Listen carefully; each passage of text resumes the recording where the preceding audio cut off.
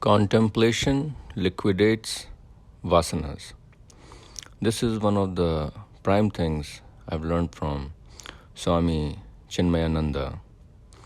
And today I am using contemplation to liquidate and destroy by detailed analysis of the ManoMayi sharir.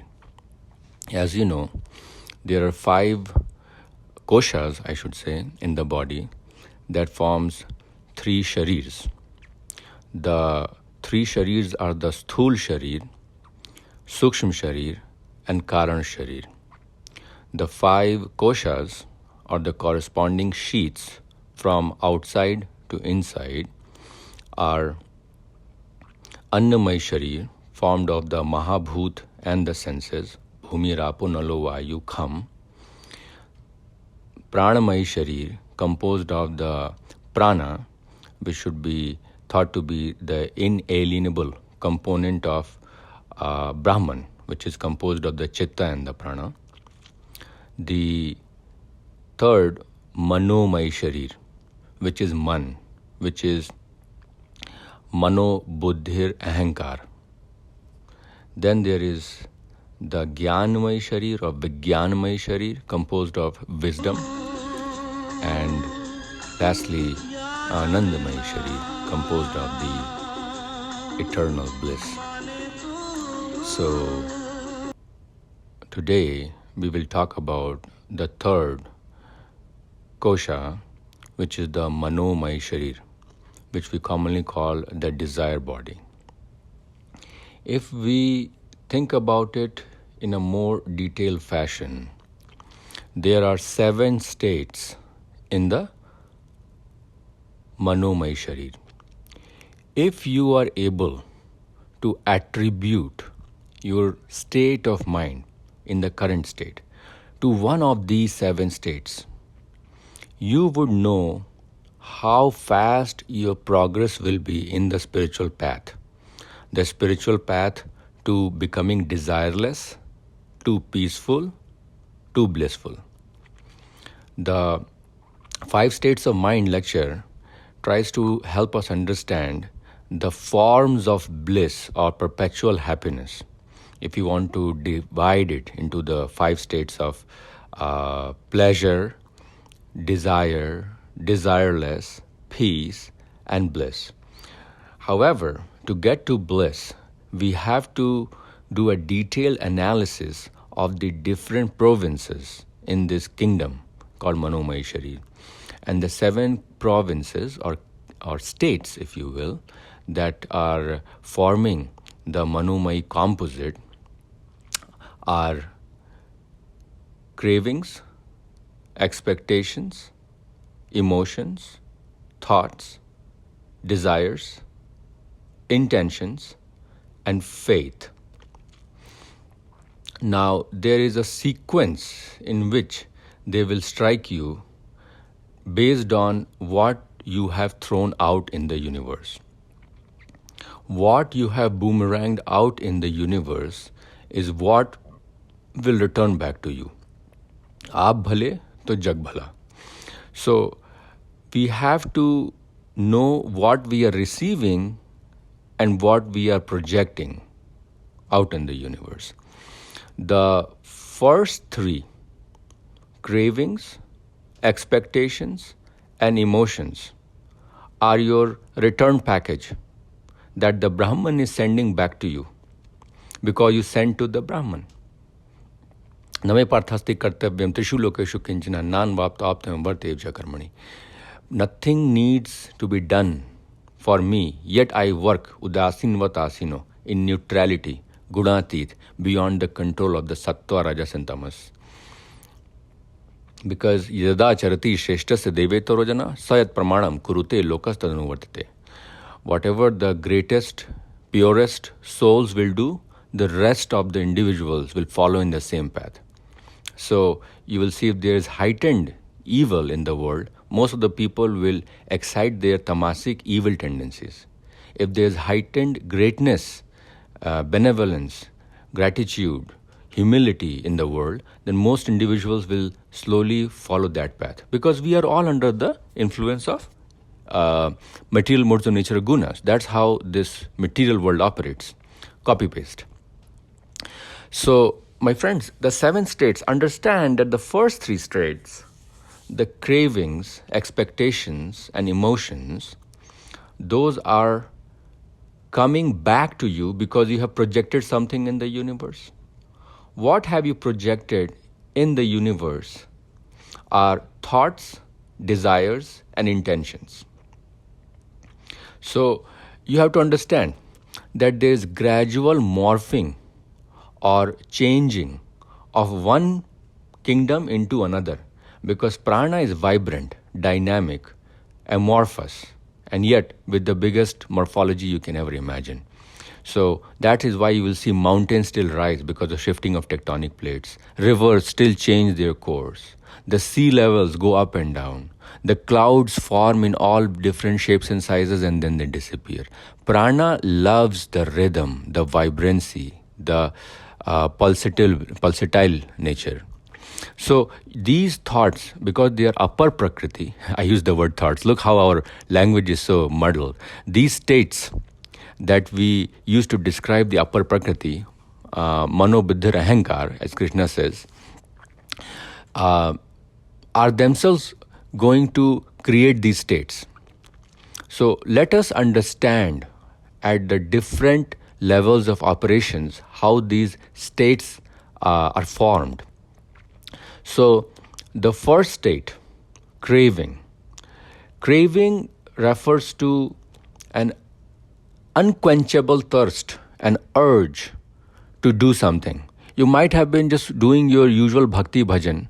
You might have been just cooking your food or doing your taxes, doing something serious and focused. And yet something suddenly pops in your mind. Oh my God, I need to take a puff of smoke. Oh my God, I need to take a sip of wine. Or I just need to have a quickie. A quick sexual embrace or something like that, or just grab a cookie. So all these thoughts where there is some objectification that the Mahabhut is yearning, and most of the times it's food and sex, but it can be going back to the addictions that you have created in yourself. Smoking, alcohol, drinking, gambling, gaming, all those things can be involved. All of them are cravings. The beauty of cravings is, cravings will come to you even if you are not thinking about them. Because the moment you think about them, you have created a thought. But the beauty of cravings is, they arise from the sthul sharir. The sthul sharir is composed of the Mahabhut, Bhumi, Rapu, Nalo, Vayu, fire, earth, air, water, ether, and their objects of sensual gratification. The indriyas, the 5 senses of sight, smell, touch, hear, and taste. So these things which you are not, which decomposes right away at the time of death, is the sthul sharir. That creates craving. This is very important to know where they are arising from.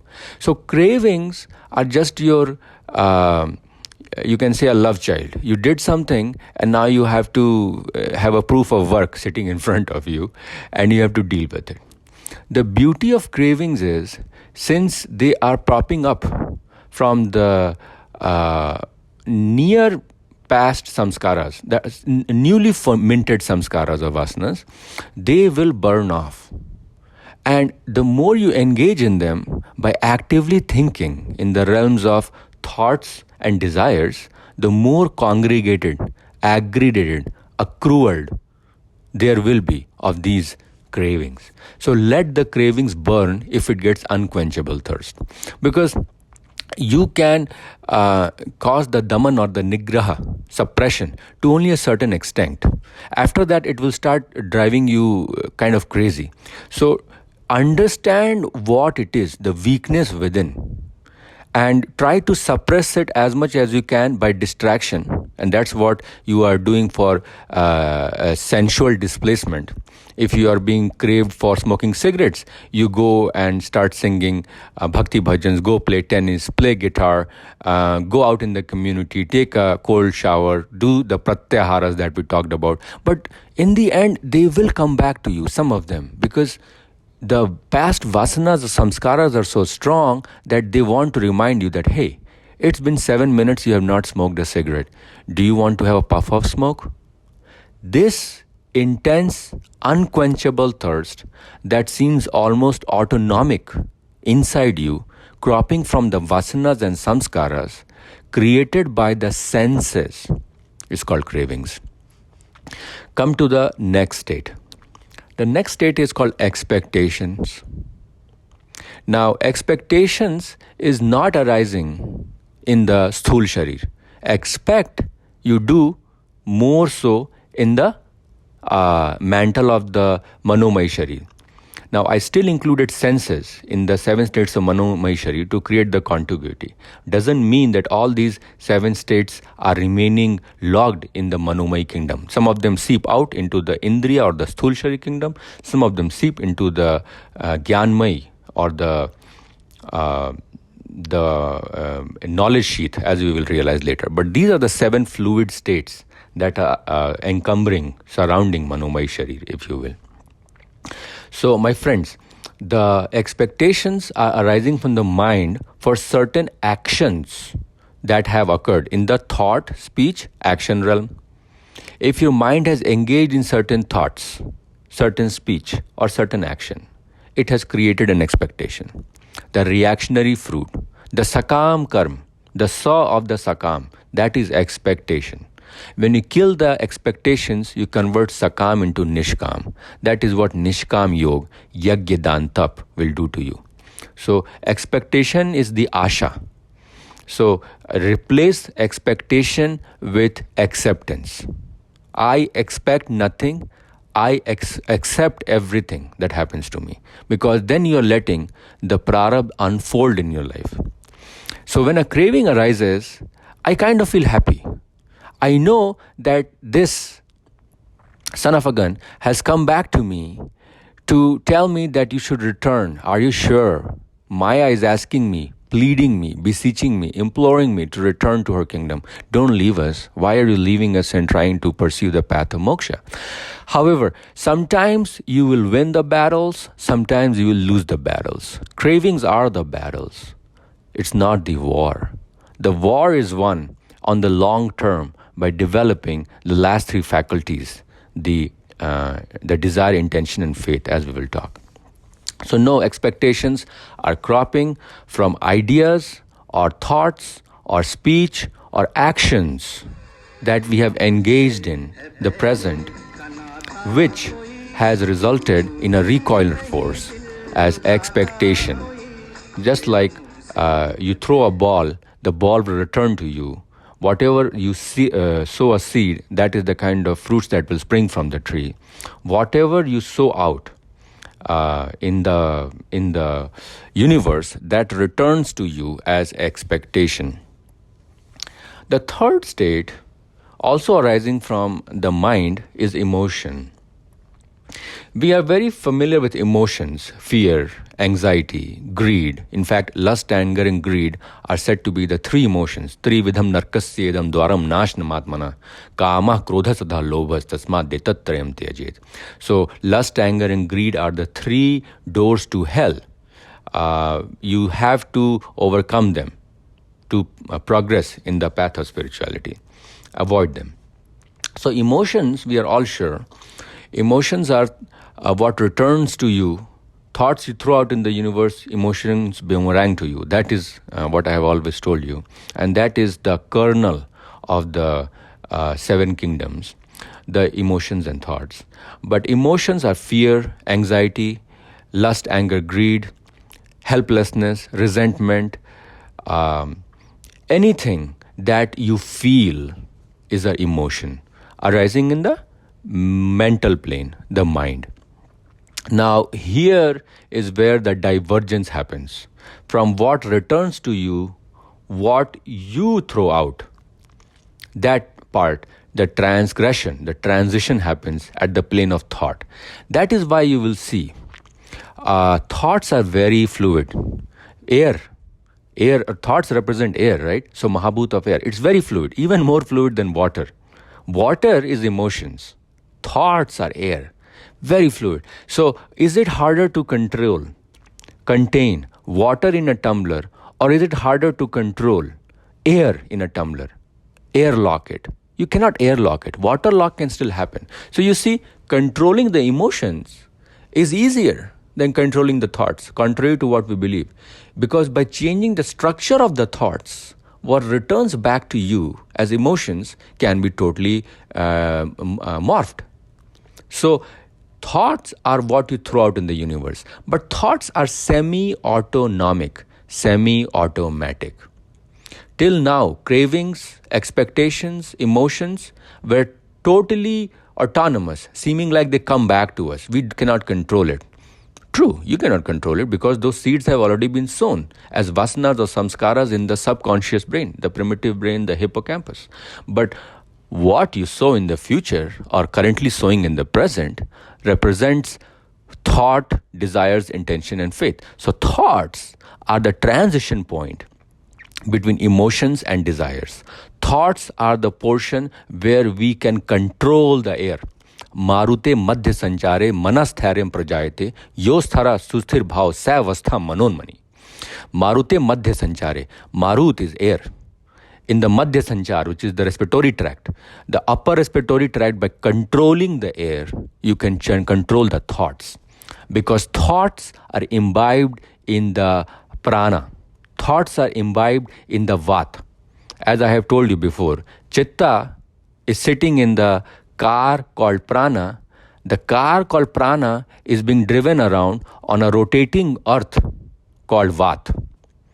The Mahavat is the Chitta, the elephant is the prana, but itself the elephant is walking on a rotating platform called the earth, that is the vata.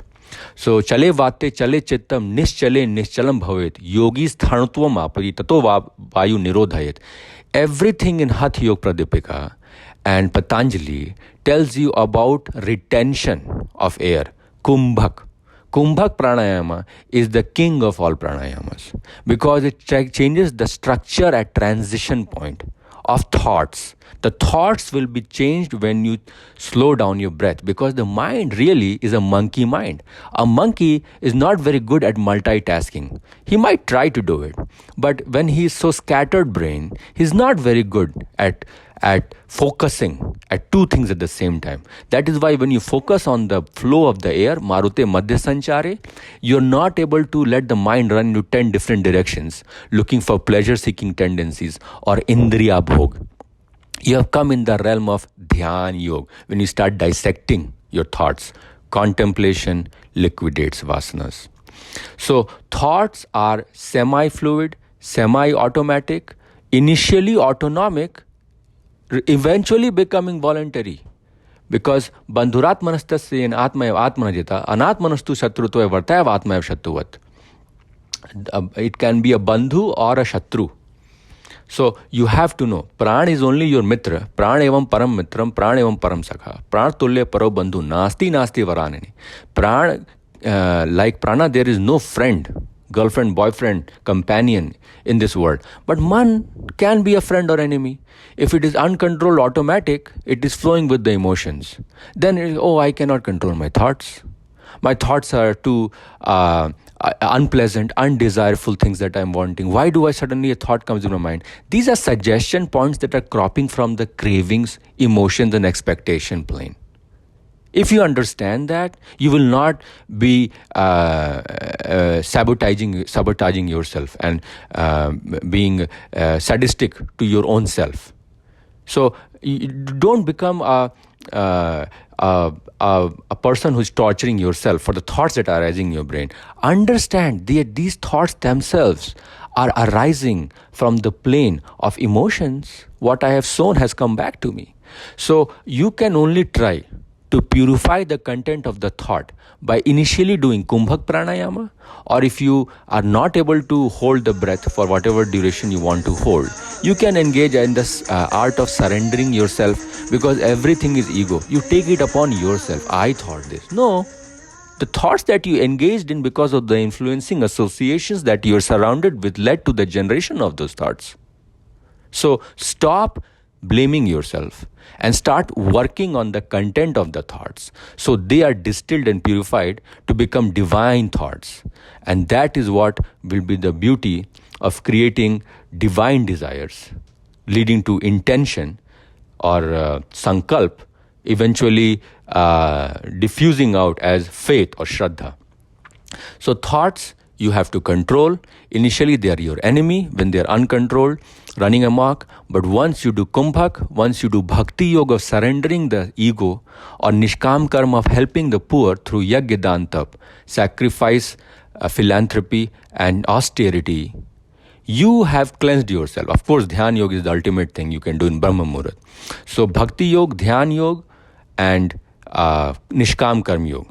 And you can usually combine Dhyan Yoga, Kumbhak. So that is the beauty. You have to do Kumbhak Yoga as well. So when you do Kumbhak Kriya with all these three, Bhakti Yoga, Nishkam Karma Yoga and Dhyan Yoga, you are going to change the content of your thought slowly. So persevere. There is perseverance, persistence, relentless belief in the self. Then the thoughts will slowly become pure, distilled, and actually thoughts will disappear. Your mind will become so clear that when you close your eyes, you will start channeling the cosmic intuition thoughts of the cosmos, and that is how intuition develops. But remember, intuition is at the level of Agya Chakra. It is the last emotion or state to be arising inside you before you go to Sahasrara or Moksha. So intuition can also come to people because of certain traits they are born with, like empathy, especially in Cancerians. That's a totally different astrological conversation. But know that the thoughts are arising because of certain thoughts that we have acted upon on the thought, speech, realm, action in the past, and that's why they're coming. If I change the influencing association, if I do more satsang, more yoga, more kumbhak, my thoughts will be totally harnessed. Cleansing of the thoughts will happen, and the thoughts will reduce in amount. Okay, now thoughts can also create desires. If you keep thinking a lot, if you look at a beautiful picture of a girl or a video where there is sexual embrace going on, you are like, hum bhi karenge. You also want to be part of it. Yadada chariti shreshtasya deveto rajana asat pramanam kurute lokatanu vartate. What that person is doing in front of you seems to be Shresht, seems to be the Shah Rukh Khan or Hrithik Roshan. So we will also do it. You know, when you see Tendulkar bat, you almost feel like I am hitting those fours. So there is when you have, this is the beauty of surrender. When you have subconsciously believed that this guy is a superior version of me, you have identified yourself with that version. And that's why I say that nothing wrong in saying someone is better than you, as long as you feel that he's a better version of you.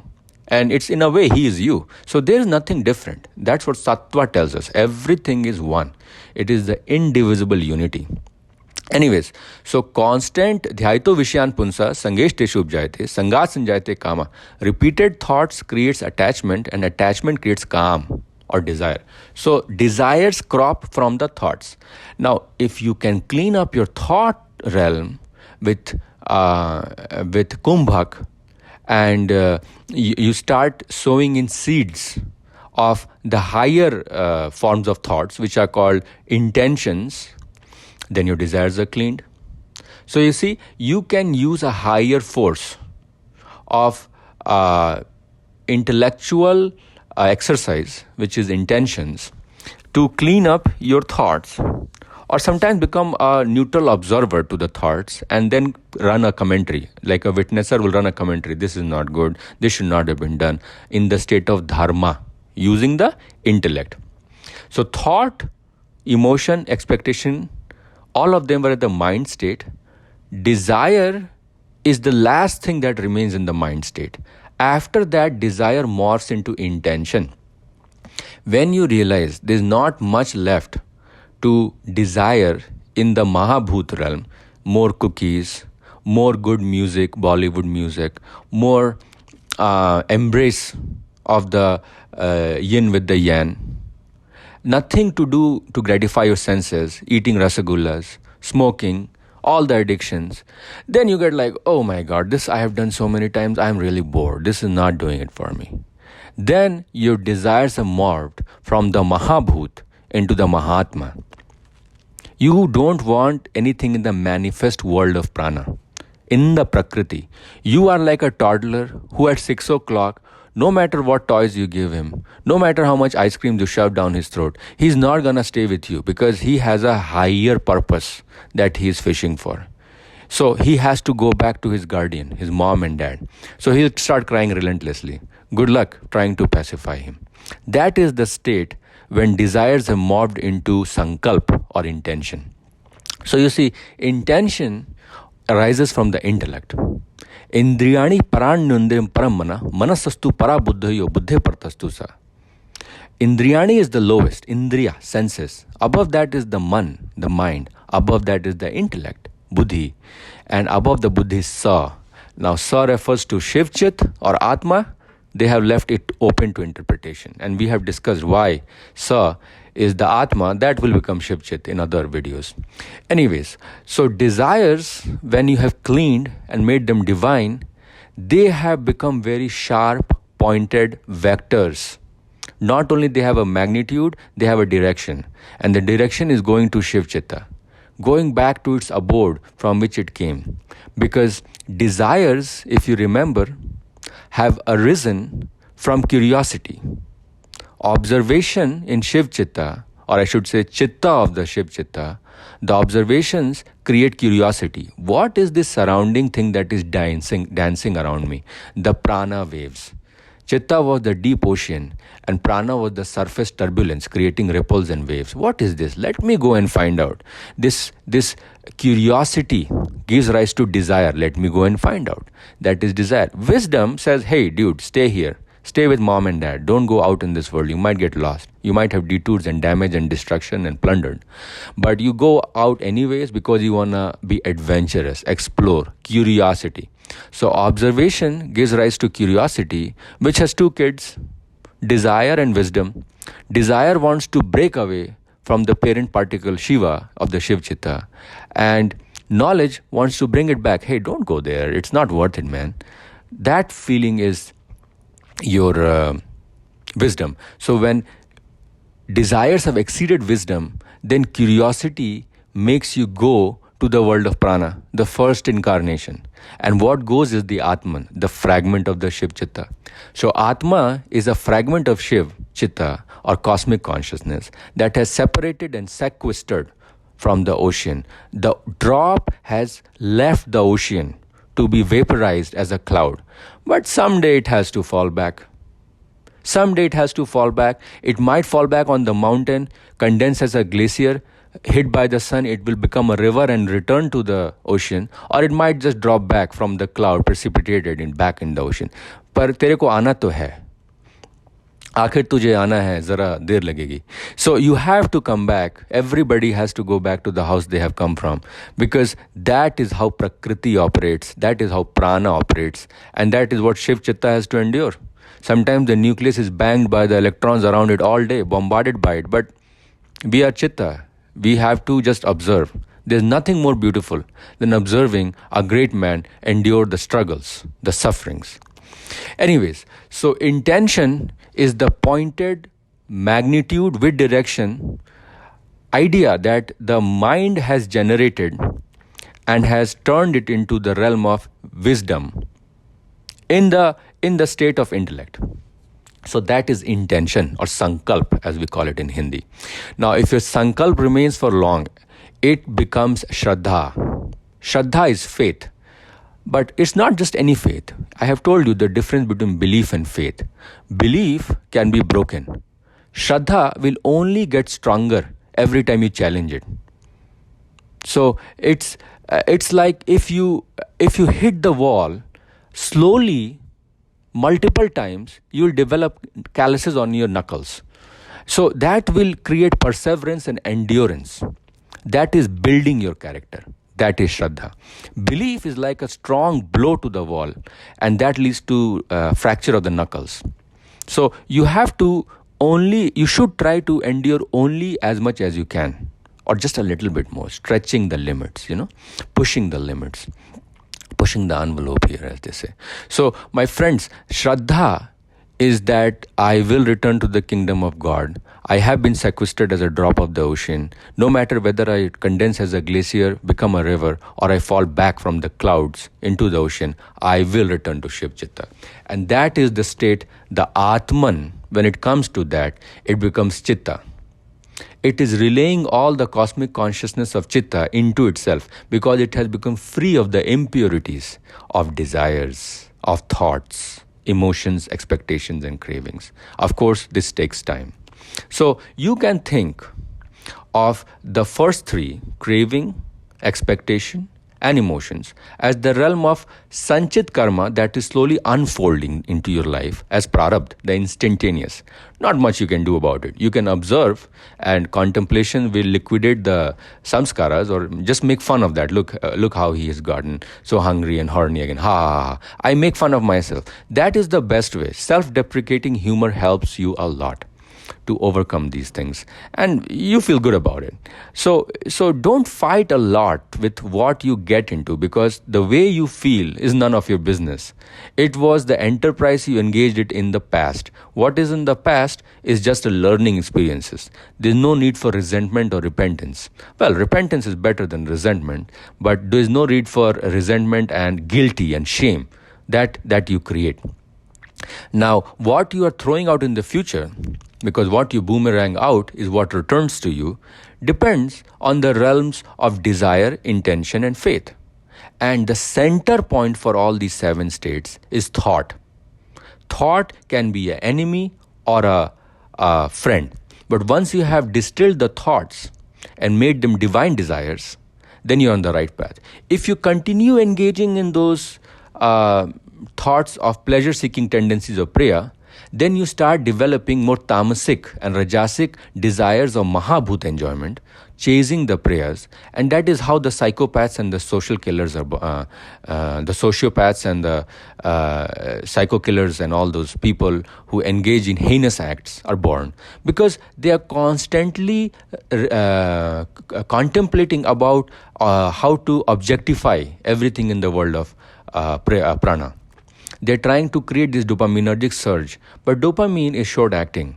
Dopamine is only going to release for so much time, and little momentary surges of so-called pleasure, and then there is a downfall. What goes up must come down.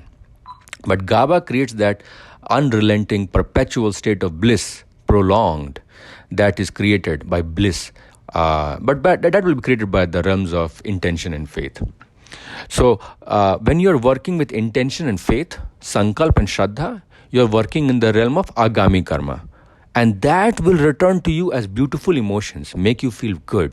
No cravings, you just want to help other people. Your cravings become your compassion. Your expectations turn into courage, and your emotions turn into intuition.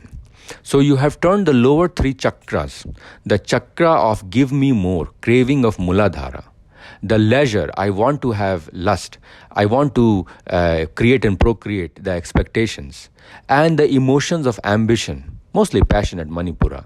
All these 3 have been transformed into compassion at Anhada, courage at Vishuddha, and intuition at Ajna. And that is how you channel the cosmic consciousness, the supreme chitta of Shiv Chitta, into your mind. And that can happen anytime, not only in Brahma Muhurat. Once you have cleansed your board, your canvas is clean, Paramatma is ready to write down his scriptures on your chalkboard. So all the practice of Pratyahara and Ashtanga Yoga is basically to remove the impurities, the overladen samskaras or vasanas in the subconscious brain, and to burn the karma bandhans.